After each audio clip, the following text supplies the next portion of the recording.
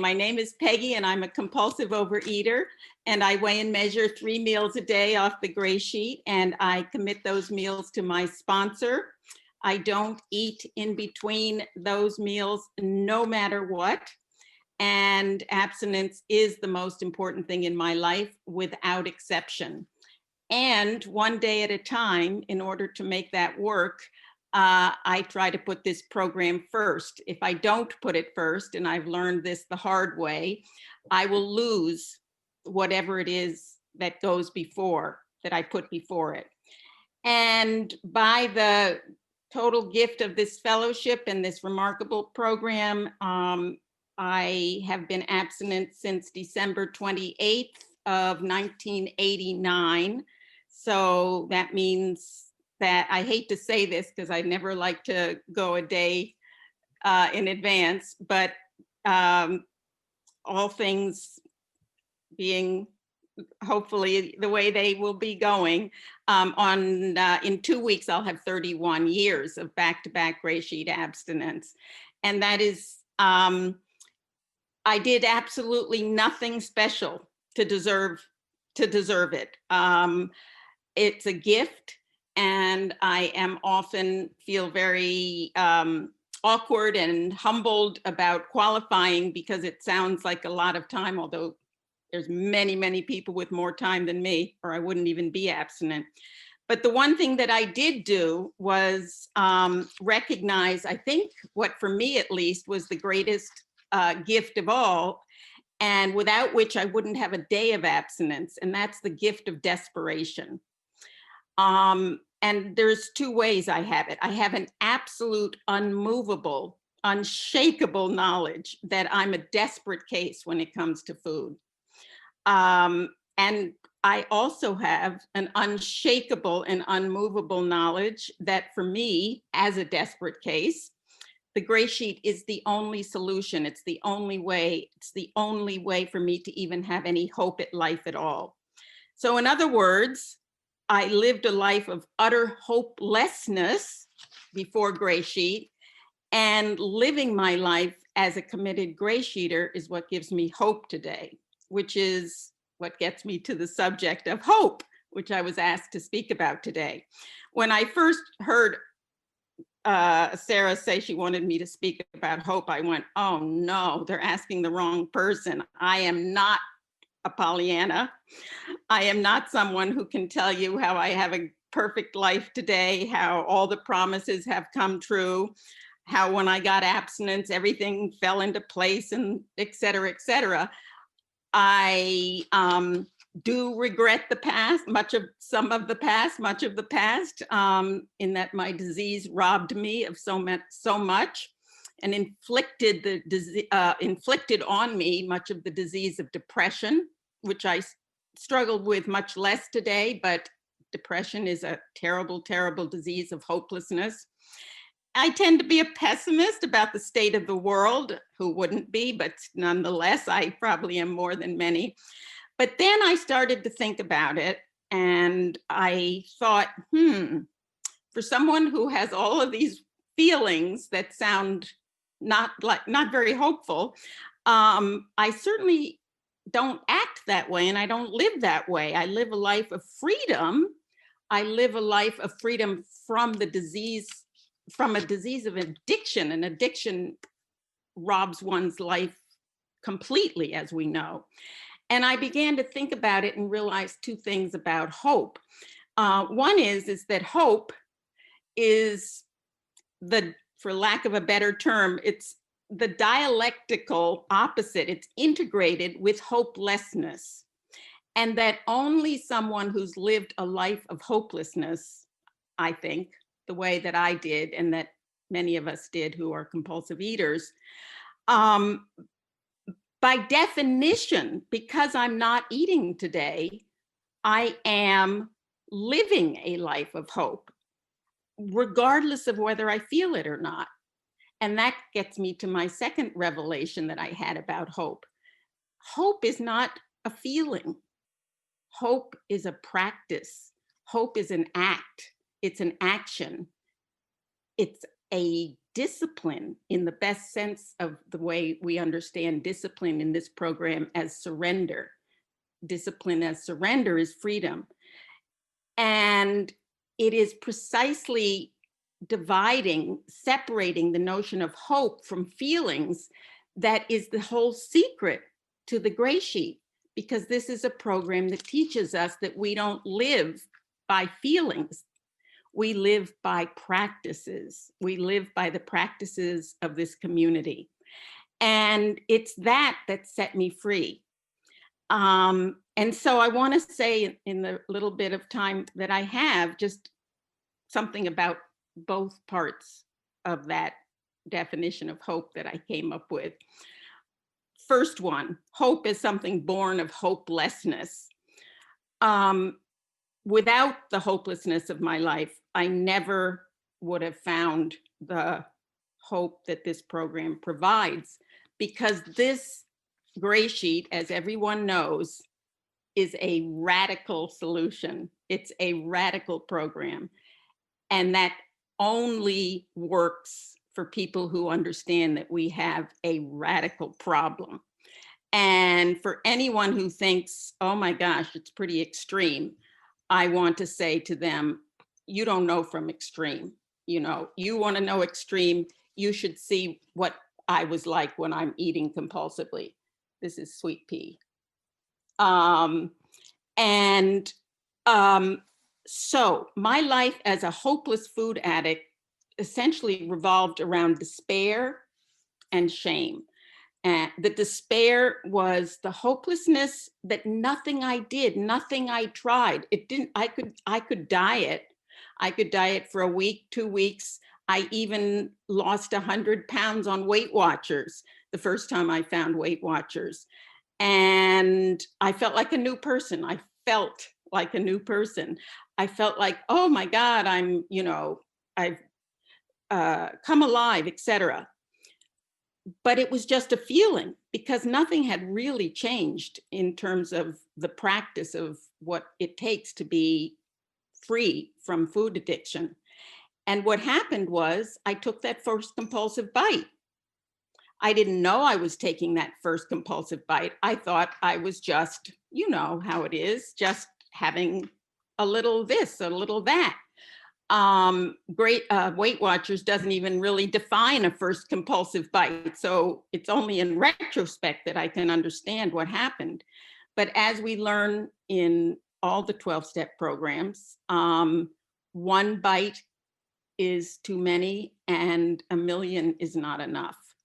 And once I took that first compulsive bite, and this is one of the things I learned in Cambridge, Mass, when I came into Gray Sheet, was the only thing, the most important thing, the only thing that's going to save you is to never take that first compulsive bite.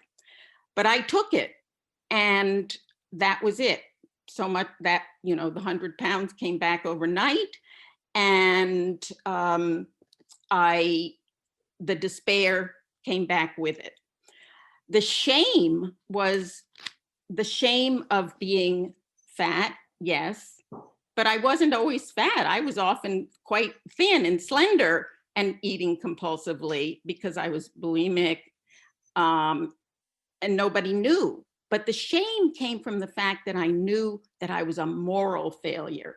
That's what I was convinced. I was a bad person. And that's because I live in a world, in a culture, that tells us that fat people are bad people. They're undisciplined, that they have no moral character. So who wouldn't have shame? I had shame when I ate out of the garbage and got caught. I had shame knowing that I had no ability to direct and control my own life. But above all, I had shame around this feeling of being that this was a moral issue, that the badness of me, that the inadequacy of my humanness.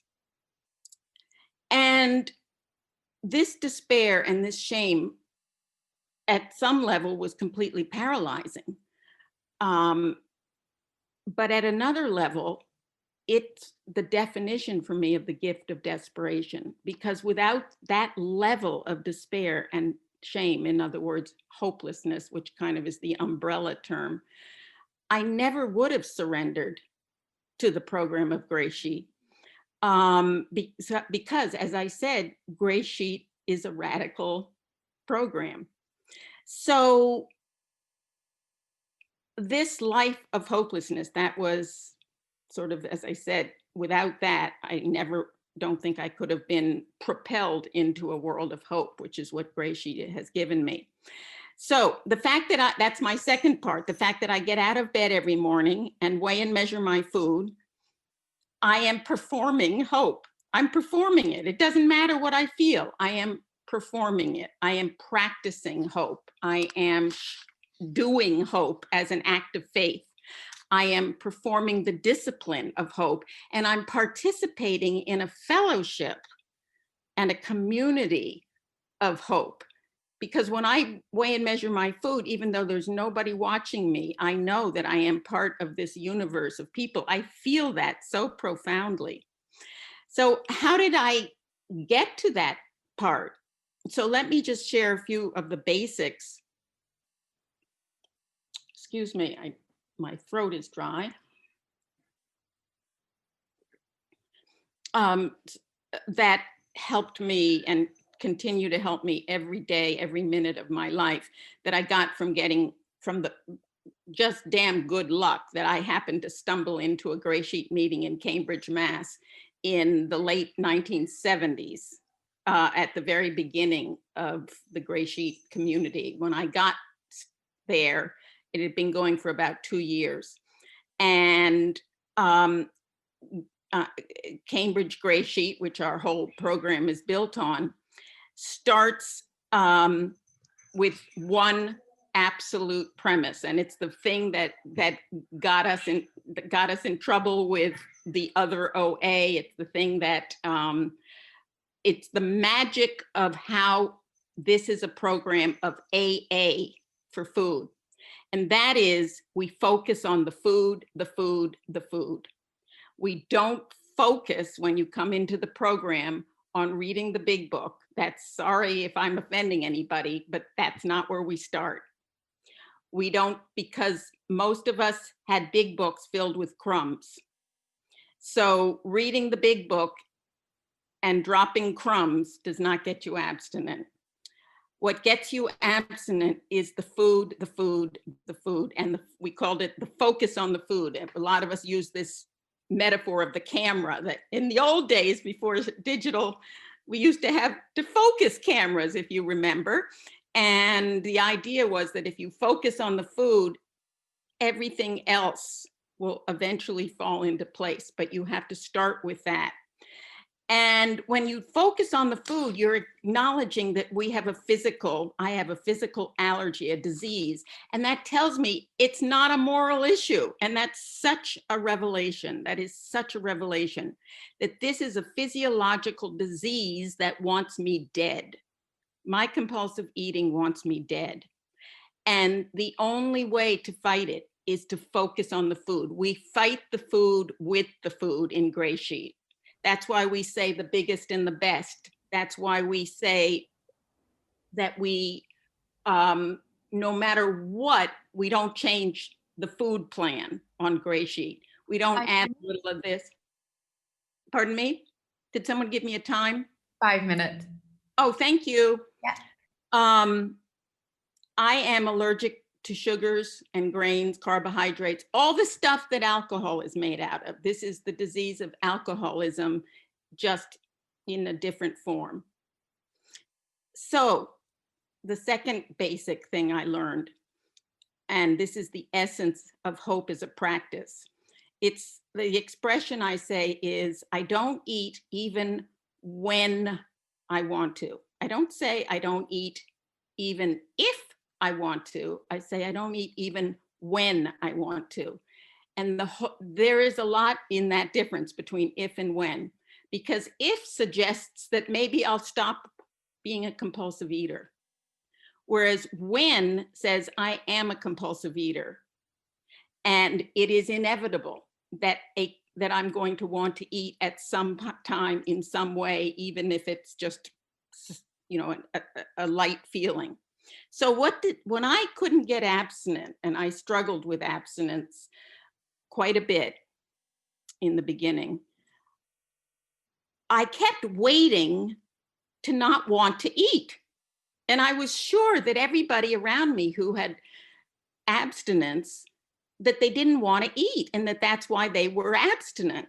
And the reason I felt that was because I knew that when I wanted to eat, it was such a compulsion, it was such a drive, it was such an absolutely unstoppable, you know, like a train, the brakes had broken, or a roller coaster going downhill, that nothing could stop me. So surely those people weren't having that feeling, because if they were, they would be eating, but they weren't eating, so they must not be having that feeling.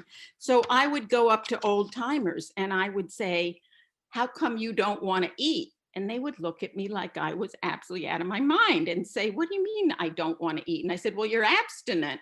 And that's when I had to learn the hard way that the trick to abstinence was not eating when you wanted to. I didn't know it was possible to not eat when you wanted to. I didn't even know that was an option.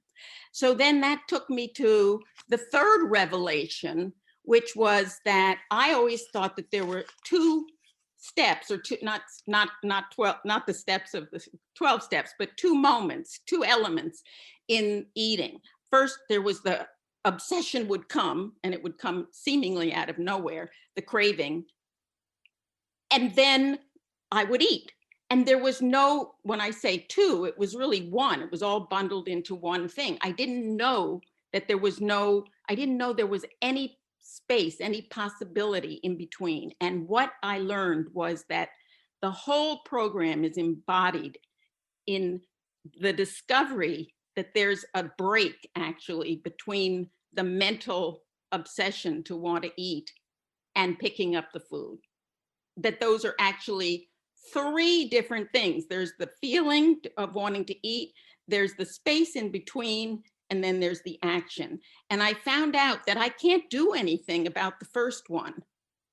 The gift of this program is that those cravings leave. But in the beginning, I certainly can't, and I can't control the fact that they still come. I have food dreams.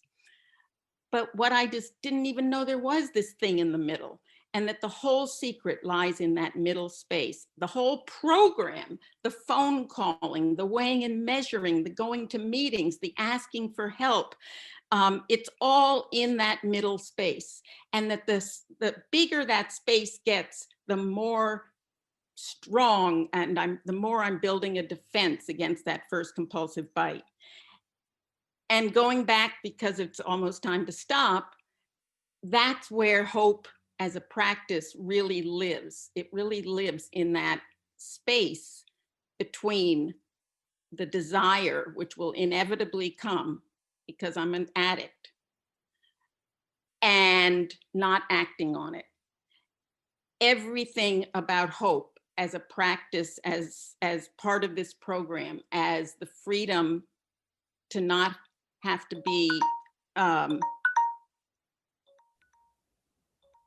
freedom that the light of day, and all of the hope as a practice lives in that. And the way that I live that practice is that I ask somebody else how to not eat a day at a time. I don't do it by myself. I say, what do I do? And then that gets me to the fellowship in the community. And that's really where the hope lies, in all of you. So thank you for letting me share. I really appreciate it.